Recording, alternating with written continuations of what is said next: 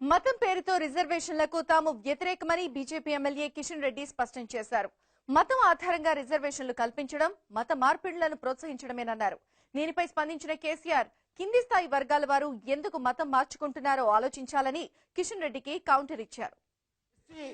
సంబంధించినటువంటి దళిత క్రిస్టియన్స్ ఏవైతున్నారు అధ్యక్ష, వాళ్ళకి రిజర్వేషన్స్ ఉన్నాయి. ఇప్పటికే వాళ్ళకి ఎస్సీ హోదా ఇవ్వడానికి అవకాశం లేదు.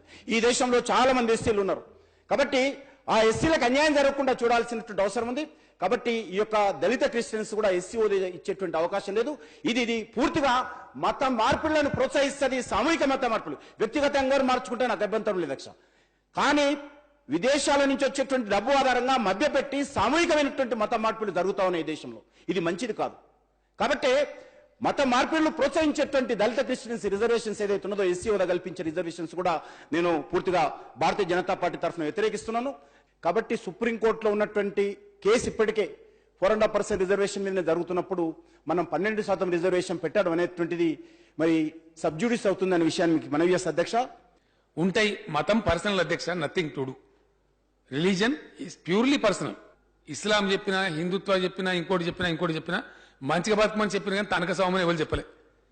పేద సాధారణ మంచిగా ఇప్పుడు అనీసులు గుర్బా అన్నారు, అనాథాశ్రమం అని తెలుగులో అంటారు, ఆర్ఫనేజ్ అని ఇంగ్లీష్లో అంటారు. ఎటువెట్టి కాదే ఎటుగాని వాళ్ళకు ఒక ఆశ్రయం చూపించేటువంటి ఆశ్రమం. ముస్లిం మతానికి రిజర్వేషన్ అని నేను చెప్పాను కిషన్ రెడ్డి గారు. నేను నా క్లారిఫికేషన్ క్లియర్గా చెప్పిన ఆ పేరిట ఉన్నటువంటి వర్గంలో ఉన్న పేదలు వాళ్ళ సంక్షేమం కోసం పనిచేస్తాం, వాళ్ళకి రిజర్వేషన్ తెస్తామని చెప్పినాం.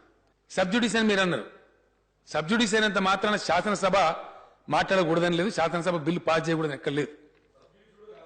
అయినా కూడా పెద్ద ఇబ్బంది కాదు. మీరు కిషన్ రెడ్డి గారు అని నేను కూడా సమర్థిస్తున్నాను. ఒక కుట్రపూరితంగా ఆశలు చూపించి ఎరలు వేసి సామూహిక మత మార్పిడి చేయించడం అనేది మంచిది కాదు. ఎవరు కూడా నచ్చలేదు. కానీ ఇంకోటి కూడా ఉంది కిషన్ రెడ్డి గారు, దయచేసి మీరు గుర్తించాలి. ఇలా దళితులు క్రైస్తవులలో చేరుతున్నారు. ఎందుకు చేరుతున్నారండి? ఎవరు తప్పది?